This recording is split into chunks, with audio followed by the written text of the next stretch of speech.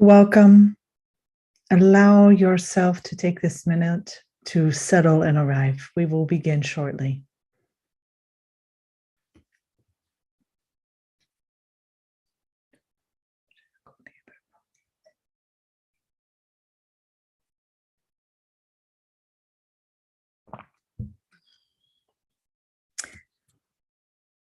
Welcome.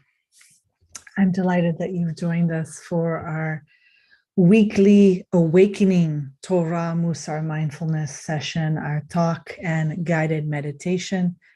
I am Rabbi Chasya Uriel Steinbauer, founder and director of Machon HaKadusha, Institute for Holiness, Kehilat Mussar. Delighted to be here with you on Sundays at 3 p.m. Eastern Standard Time, every Sunday.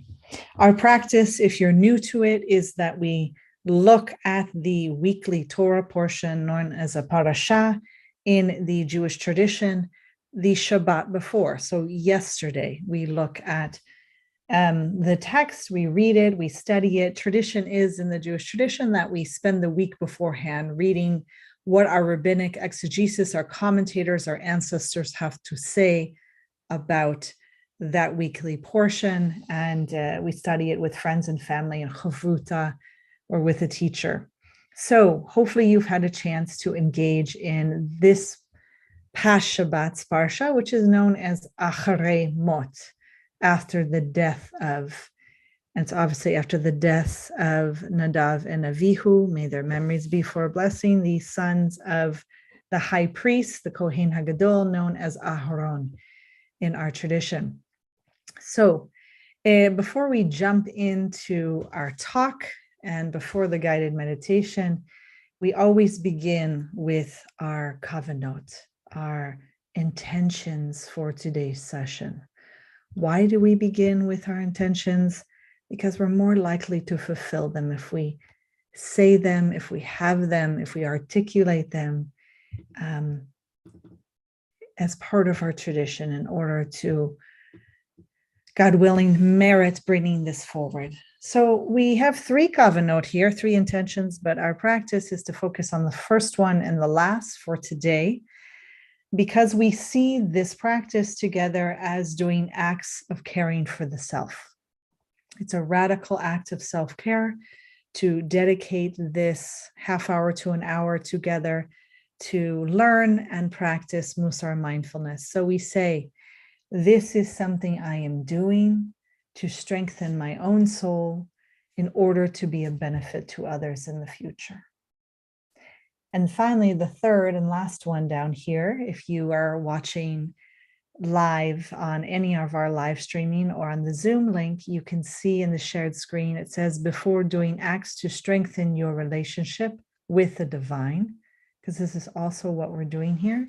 It's like this triangular relationship, taking refuge in God and in community and in the Mussar mindfulness and the practice and the Dharma. We are strengthening ourselves.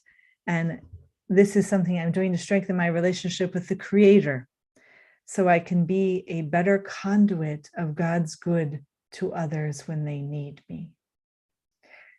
So may it be so that we merit to fulfill these kavanot during today's session together. So let's jump into our shared talk together. I want to honor that today's session is being sponsored by an anonymous donor in honor of Earth Day, which just passed on my Gregorian birthday on Friday, April 22nd. Very important, and we'll tie that into today's teaching about what is it today that we can do with this teaching and what we learn from the Torah, in particular in caring for each other and the planet. Realizing that we are in a climate crisis. I might even call it an emergency, not so much a crisis. So let's jump in. I'm going to jump in with a disclaimer, which I've done several times if you follow through from the beginning of Bereshit, which is the book of, wow, it's totally lost out of my head, but it is in English. What do we call Bereshit in English? Excuse me. I can't believe it's just lost my head. You'll forgive me. So then there's Bereshit, what we begin with, like in the beginning. And then, of course, we have Shemot, which is the book of Exodus. And I mean, we generally call Bereshit a book of creation, but I'm missing out on the actual, Bereshit, no, I apologize. It's just gone. There goes my sechel, my moach, my head, as we say. So if you've been following me, sometimes I start with a disclaimer. And so today's disclaimer is really to honor where I am in order to also show how we do this as a practice. So I want to recognize and allow that Vayikra as a book, Leviticus, and in particular Acharei Mot that we're in right now, is particularly challenging for me this year. More so than other years, which changes and happens. But I want to just acknowledge that we are dealing with such an ancient rite as an R-I-T-E. If we look even from a shared source here from the Jewish Publication Society, it's a wonderful text on Vayikra Leviticus by Dr. Levine. It goes on to say that these rites that are in here, where we have the Yom Kippur ritual and such, these rare practices are called rites of riddance, okay? And before I get into them more, I just want to say they're woven into the most complex rituals that have reached us from any ancient society. So we're dealing with something that our ancestors engaged in, what's very important to their daily lives, at least enough for the priests to engage in creating this book, to include in our tradition. And it can be very challenging for us today because we are so far removed from this ancient rite. We don't engage in it, we don't do it, we don't quite understand it. We don't have rituals today that seem that we have the same need or are commanded or do the same acts of riddance and affecting kapara, atonement, and taharut, this purity. Even the concepts of purity and impurity, tahor and tameh, very foreign to most modern citizens of the world today as we share. So I want to start with just a quick summary before we delve into this deeper, okay? So we concluded 2 weeks ago before Pesach, before Passover, which we didn't read a Torah portion classically each week. Last week, we covered what we cover normally for Passover.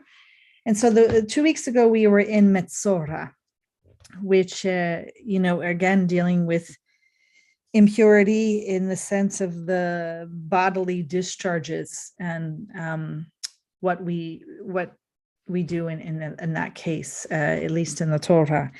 So at the very end of it, in chapter 15, Pasuk 31, it says there, Vehi zartem et bnei Yisrael mitumatam velo yamutu betumatam betam et mishkani asher betocham.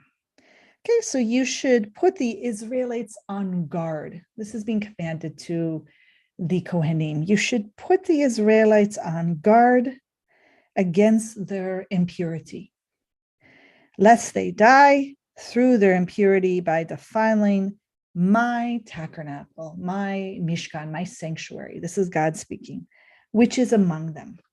So I want to start, I bring that as a pasuk to let you know that this is what we're heading into. We are heading into a culture and a whole book which will face and deal with causes to avoid essentially, looking to separate from. So this has been a huge shift, and this is where the difficult rises for me, and this is where I want to acknowledge, if you feel the same way, to honor it. And no need to push it away, no need to, but also no need to have judgmentalness, okay? We approach this with beginner's mind, with curiosity, because I have judgment against my judging. Vayikra, Leviticus, and in particular, Acharei. I come from such a love of the tradition and Judaism and Torah that to have this aversion towards the text and also the rites and the tradition. It comes with it sometimes with a sense of guilt and shame that like I shouldn't be feeling this way, or like 2,000 years of our beloved rabbis and ancestors would, it's not so spoken so highly to have such a critical view of it. So I want to honor that I'm trying to practice non-judgmentalness, and we can do this together. We can carry that we might have an aversion or attachment to different way of being, and to honor what we're seeing. So I just want to say we've seen this huge shift. So this is where it's coming from for me. We started off in Bereshit and also in Shemot and Exodus, with our ancestors having these individual relationships, right? These intense relationships with God. God would appear, be in relationship, and then God would not necessarily physically be there, God's presence. And there were these sometimes very beautiful, touching interactions, sometimes obviously challenges with them also. But it was a very individual relationship with particular patriarchs, or communication also with matriarchs. And there was this sense of if somebody had a relationship with God, they worded it as such that they had a fear of God.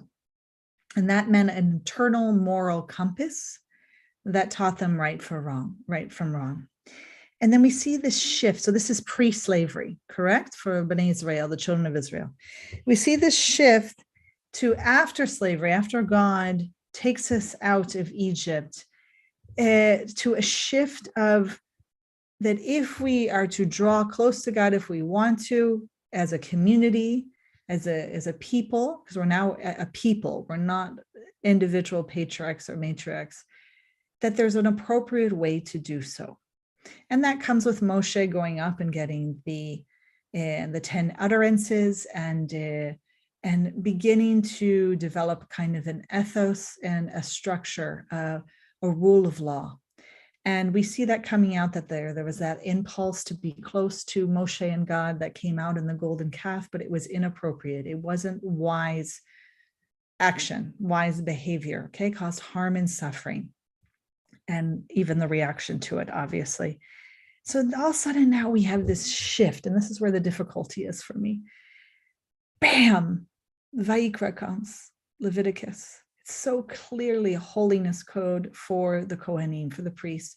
It affects the rest of our ancestors too, but it's so clear that it's like been a shift where it's all about avoidance, about separating from certain behaviors, or what happens to the body, or what happens to the house, or what happens to clothing, in order to maintain God's presence in the community.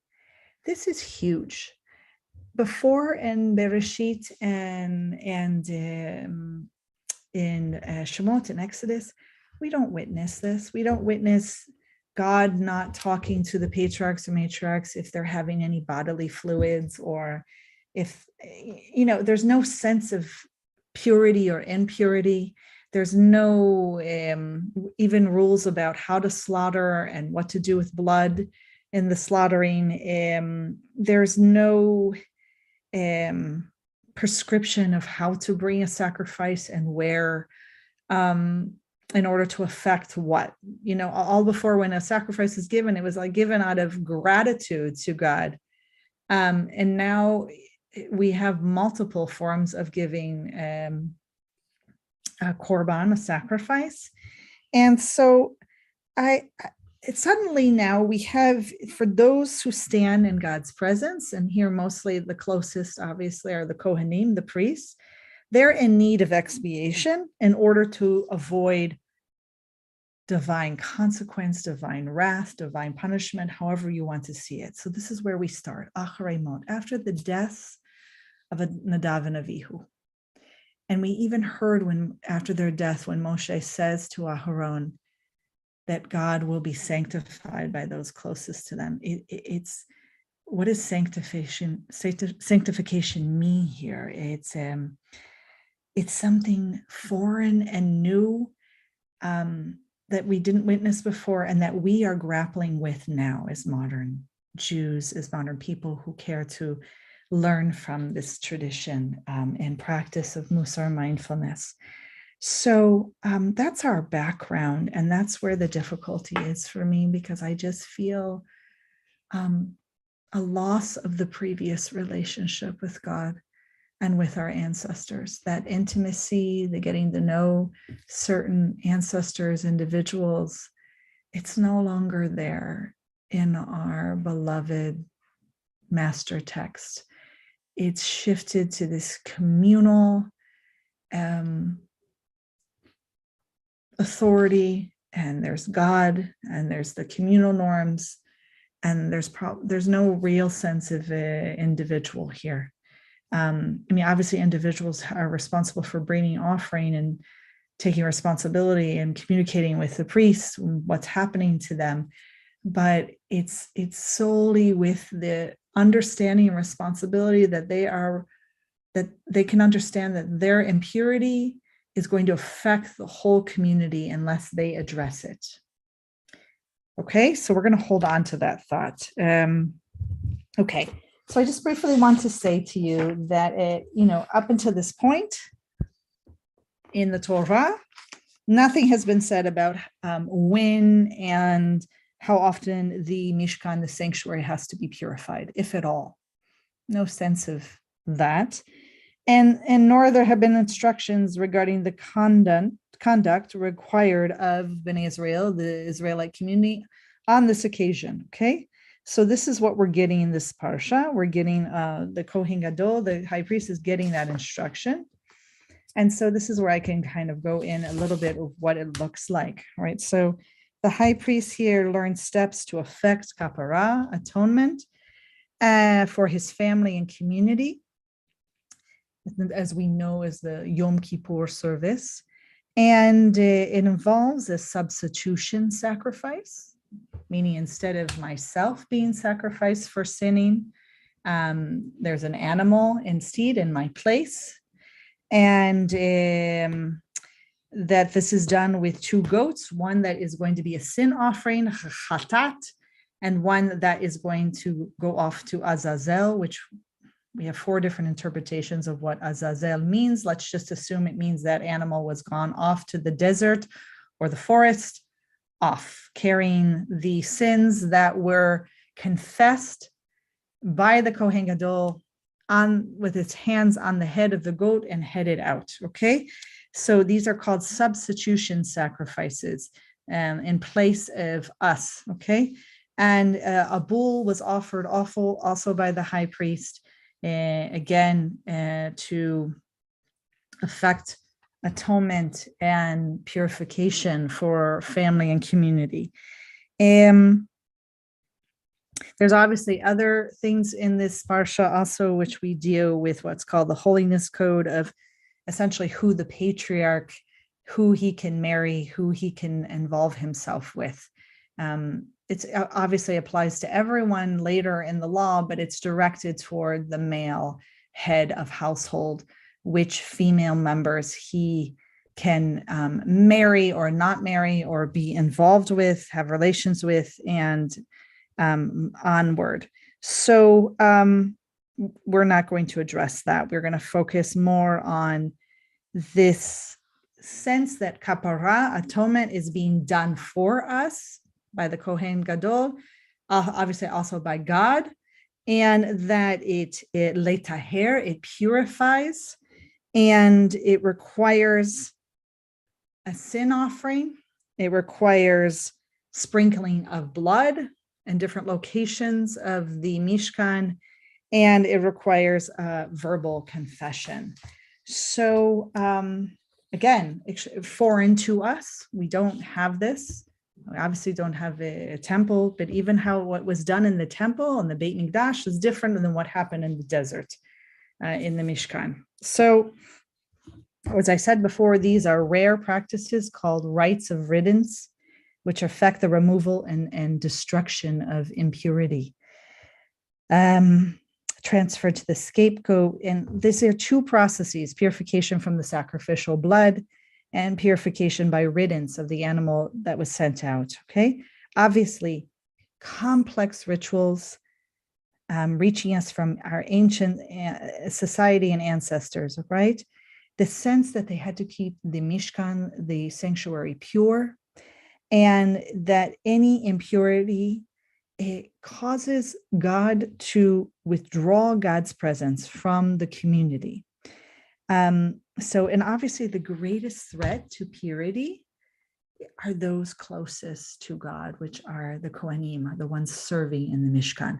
This is why this whole book addresses them. I had mentioned earlier in previous parshiot and sections, Torah portions, that this is a lot to do towards the Kohen, about training him to have humility. That's why he has to take the ashes out. He still has to go change his clothing and go out into the public with Bnei Israel so that he doesn't distance himself from the people, doesn't become arrogant. So many of the rituals, including that he has to go out and assess the saharat, whatever we define that as, the kind of rash or whatever it becomes on the body and also the house or on clothing.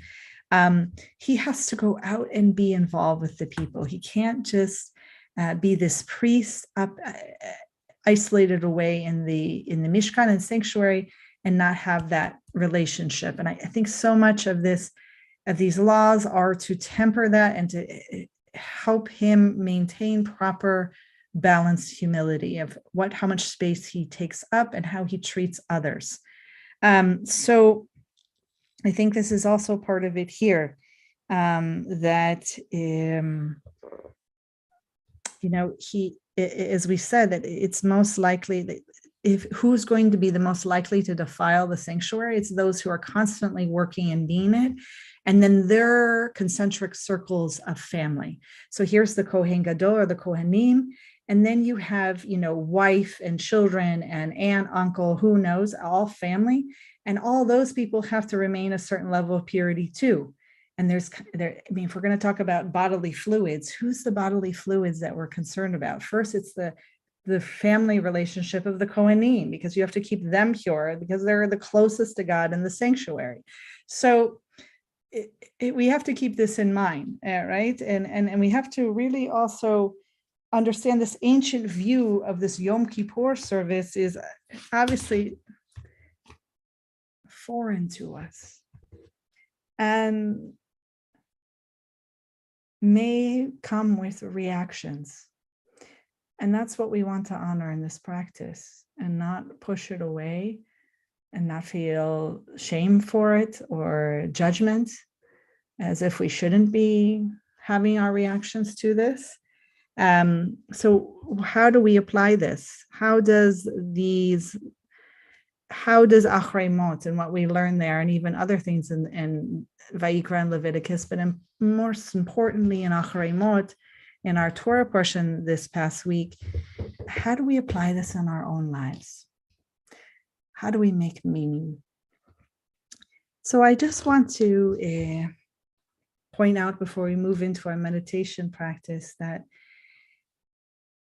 our ancestors lived, they didn't even really understand and have a concept of the individual that we do today.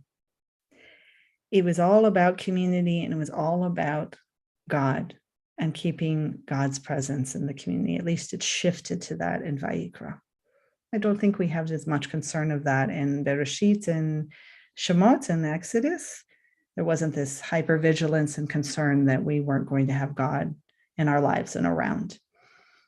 And so now that we have this over here, and then the pendulum has gone to where we are today, 2022, where it's the individual, and especially in Western societies, that is king, is head. There might be some communal concern, if any, and I'm not sure where the concern for the presence of God is. There's definitely not a hypervigilance that our behavior is going to affect God to leave God's presence. And I'm not sure how much we are really involved in a feeling that we can affect atonement and purification, if we're even in need of purification. So we've gone to the other extreme. And I don't think either extreme is so healthy. That's my obviously biased opinion. I would like to have us consider as a practice, and especially a daily practice, moving towards a center where we are neither God-centered, nor communal-centered, nor individual-centered, but something new and unique that we haven't really engaged in yet, that I think maybe even Judaism is slowly moving towards. And I love this combination of, where I bring the Dharma and Judaism together and Mussar Mindfulness.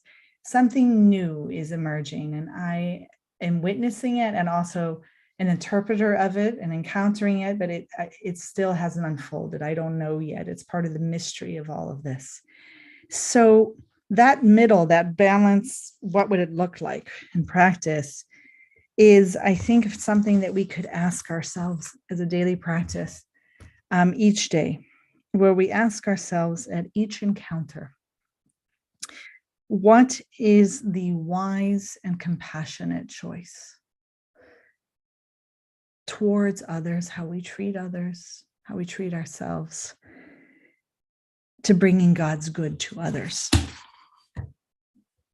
Think about, if we're going to talk about affecting atonement of kapara and purity, what that could affect, especially on a global scale, if we actually paused before we acted and asked ourselves, what is the wise and compassionate choice? And this is where we learn from the Dharma, from the Noble Eightfold Path, where there's this sense of right, upright, wise. When I say right here, I mean R-I-G-H-T, right actions, right speech, right livelihood, right mindfulness, right effort, right concentration, right view, understanding, and right intention.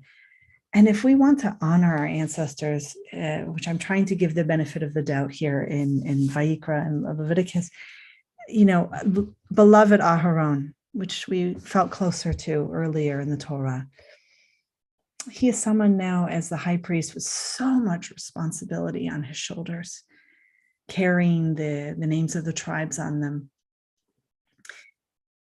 Think about what he does, and especially in this Yom Kippur ritual, he's doing right action according to our ancestors' understanding, right? Right action. He's doing right speech, the confessional, the way he does it, laying hands on the animal. He's doing right livelihood. He's acting on the behalf of the community. He's doing right mindfulness. He's being very precise and thinking and being aware of the self and the motion of the moment, right? He's doing right effort in what he's doing. He's doing right concentration.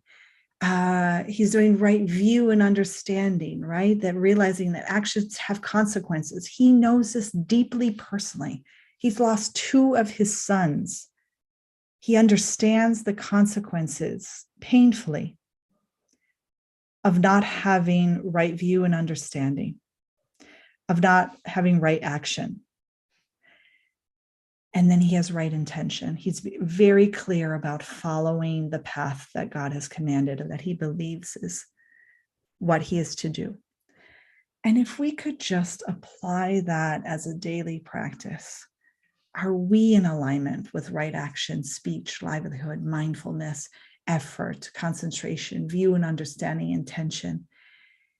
To learn from Aharon, to learn from the priests what they're trying to teach us through this text, as distant as it might be, as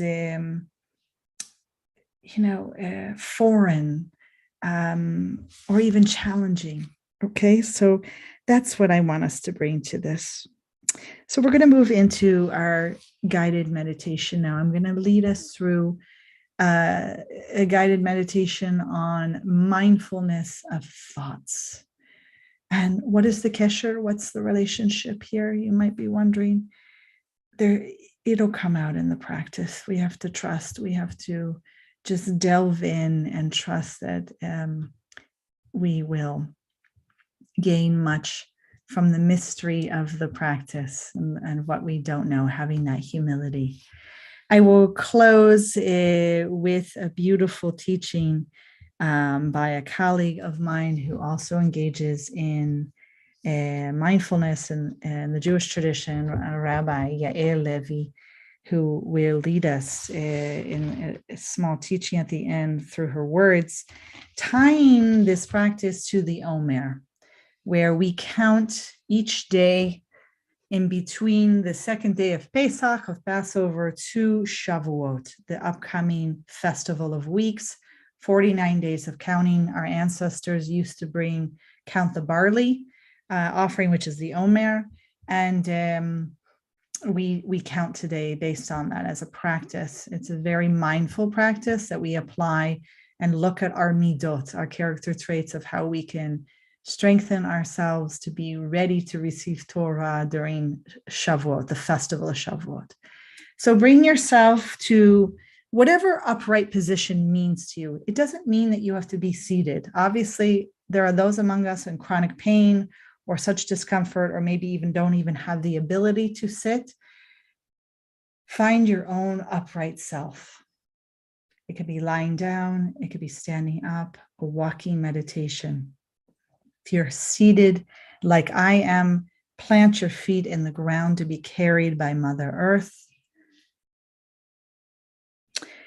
And allow yourself to shut your eyes if you feel safe and ready. If not, just lower your gaze and keep your eyes on one object and not move them around. And begin with 3 deep cleansing breaths.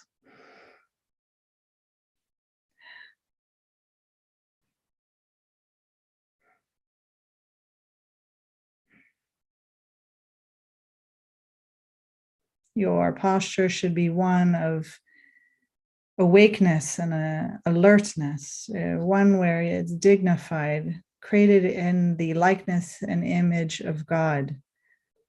Not West Point stiff, as our teacher John Kabat-Zinn likes to say.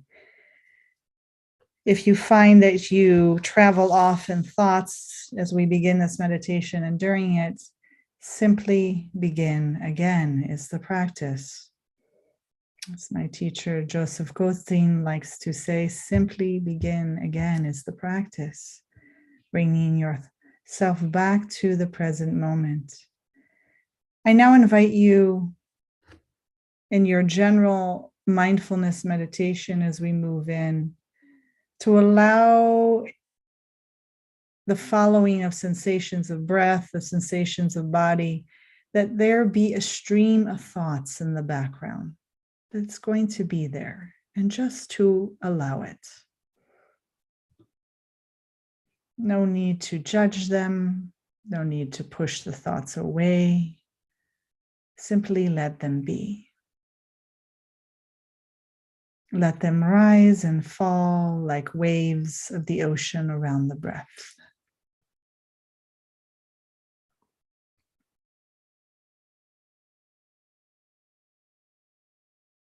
Periodically, whether it's 3 breaths or 6 breaths or even 10 breaths, a strong thought will arise and carry the attention away.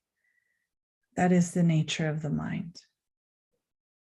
Again, we approach with a beginner's mind, with curiosity, with non-judgmental awareness.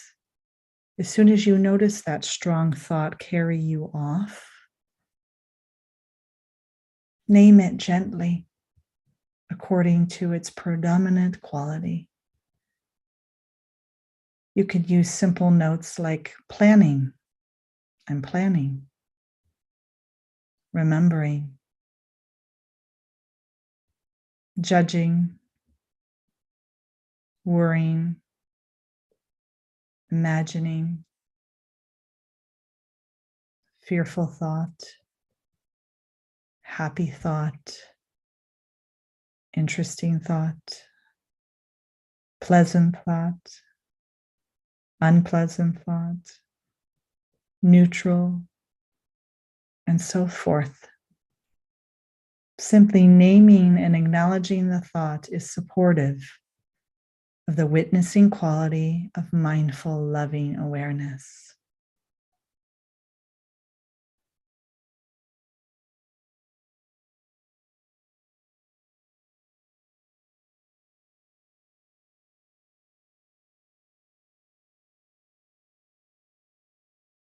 Once you have noted a thought gently for some time, you will notice that it dissolves like a cloud under sunlight. Thoughts are ephemeral. They are empty. They have no substance except what we invest in them.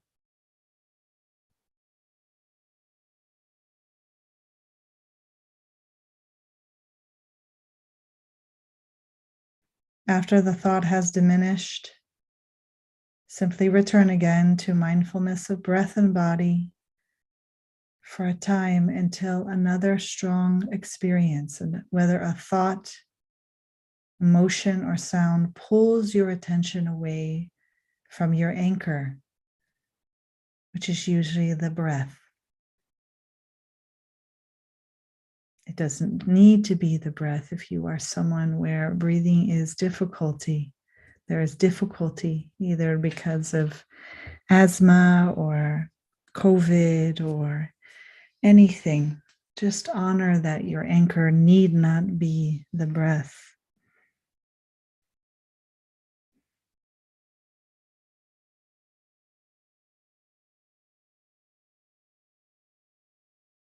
Stepping out of the stories the thought tells, you can see the common patterns of thought without being so caught in them.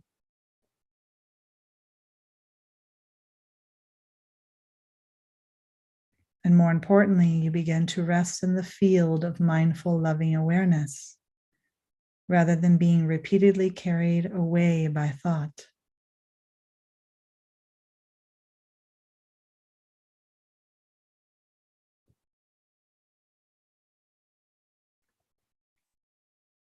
Now you can alternate mindfulness of breathing with mindfulness of other strong experiences when they arise, which they will. That is the practice.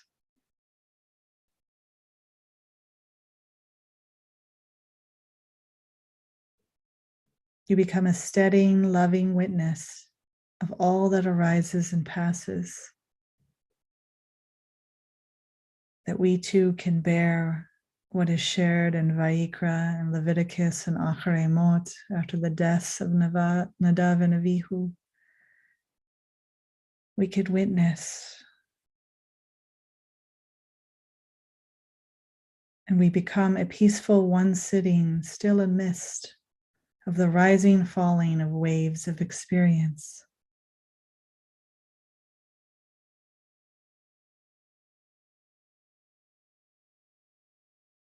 The more we grow in our daily practice of Mussar mindfulness and our mindfulness meditation practice, we grow, and they would create more of a space between the match and the fuse. We grow, allowing more freedom with responsibility. We grow and cause less harm, less suffering. This engaging of the Eightfold Path that we witness Aharon, the high priest, engage in, it is one with our mindfulness practice to cause less harm and suffering in the world. When we are acting upright with wise and right action and speech and so forth, there's more joy and happiness. There's more balance.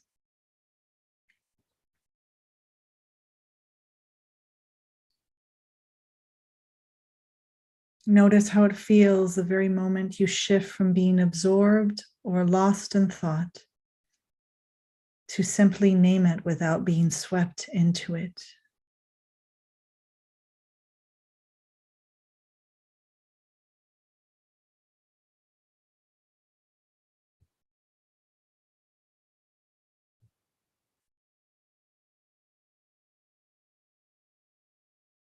Notice which type of thought really has an effect on your body. What thoughts trigger you most? What is their bodily effect? This is where you might move into nurturing yourself, maybe even holding your hand on your heart.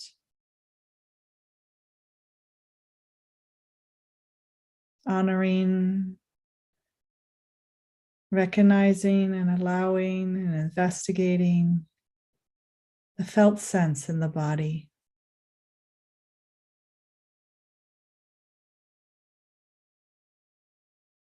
For me, in engaging in Acharei, I mourn a sense, a loss of my closeness or relationship to Hashem, to God, that I felt during Bereshit, in the beginning and creation and the stories associated with it and with God, relationships with our patriarch and matriarchs in Shemot and Exodus. And that thought of that attachment feels strongest in my body and my stomach. Notice how some thoughts automatically bring strong emotions, and how some strong emotions automatically bring up certain thoughts.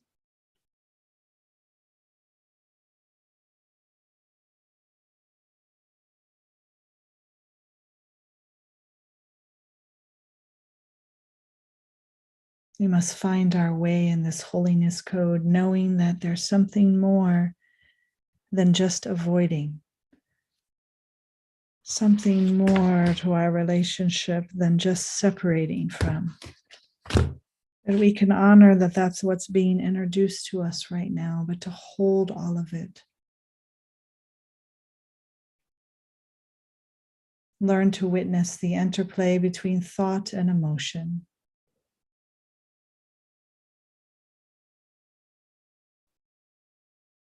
Allow yourself in the next minute to experience the space between thoughts.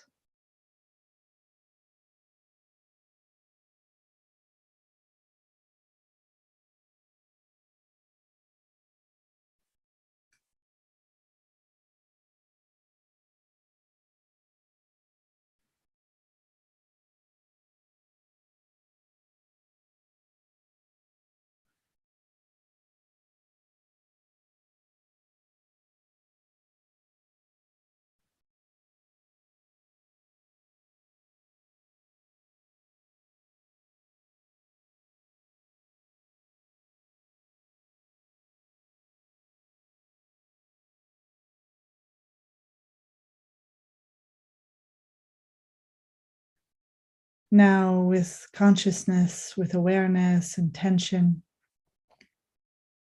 bring up a thought that was unpleasant for you or pleasant during our learning, during our talk on Acharei.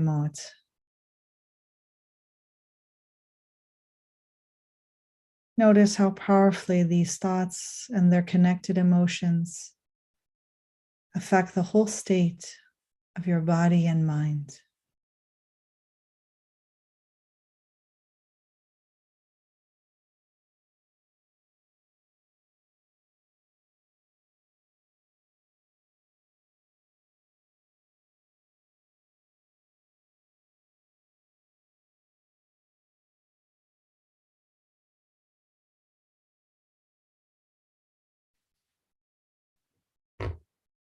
As we move into the second week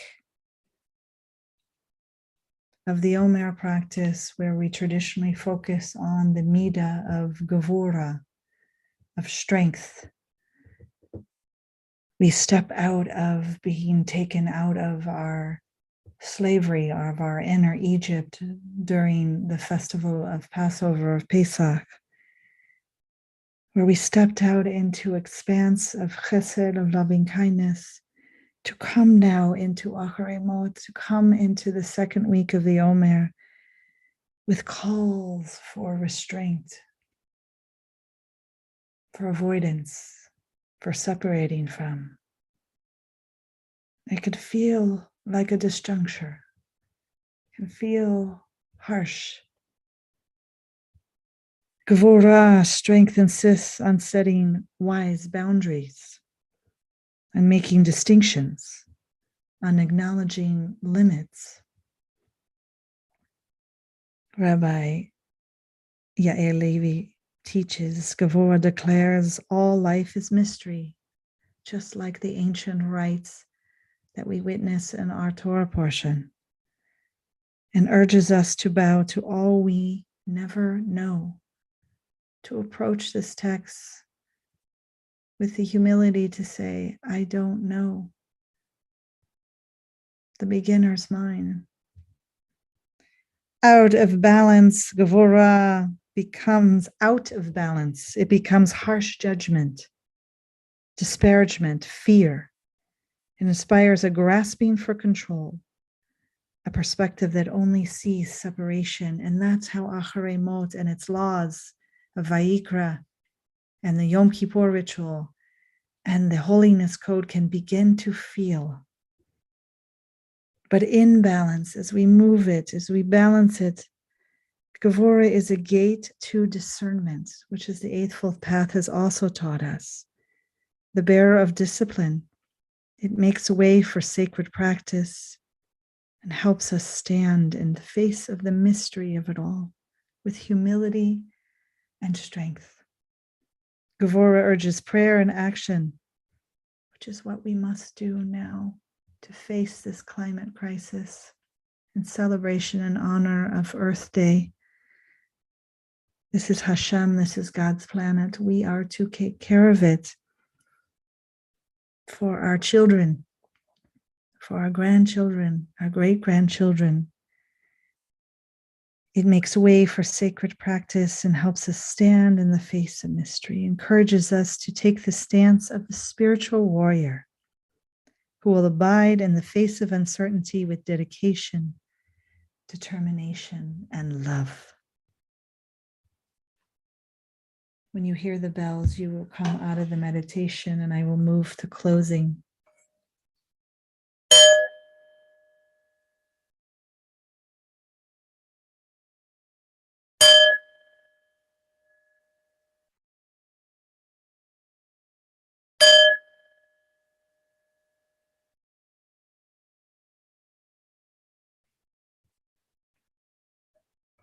We learn from our tradition that the Kohanim used to pass by bowls in the Mishkan, in the sanctuary, and even the Beit Mikdash, and they would rub their hands, fingers along the bowl as part of preparation for kapara. There's something quite beautiful there as a meditative practice to have that wise effort, that wise behavior, that mindfulness and concentration. Thank you for your practice. Thank you for sitting with me. Yes, so may we merit this practice together, Mussar Mindfulness, of fulfilling our kavanot, our intentions. May we merit to help set boundaries and stay mindful of the Almighty, of the One. May we also set boundaries and stay mindful of the other, of others, and our service of them. May this practice together strengthen our practices and our work together and help us stand into this life with humility, strength, courage, and love. Ken Yehi Ratzon, may it be. May it be. May Hashem help us. May we merit less harm and suffering, more joy and peace, fulfilling the needs of the world. So please do dedicate your practice this week of balancing strength of Gevurah for the benefit of the planet, for the benefit of our children and grandchildren and great-grandchildren. May we learn to really engage in that Eightfold Path each day, saying, is my daily behavior, is what I'm about to do, is it a wise and compassionate choice? So I'm Rabbi Chasya Uriel Steinbauer, founder and director of the Institute for Holiness, Kehilat Mussar. Thank you for joining me. Thank you for your practice. Please donate to us at the Institute to enable this practice and work. You are welcome to join the website at kehilatmussar.com, where you will find a link to donations, to giving.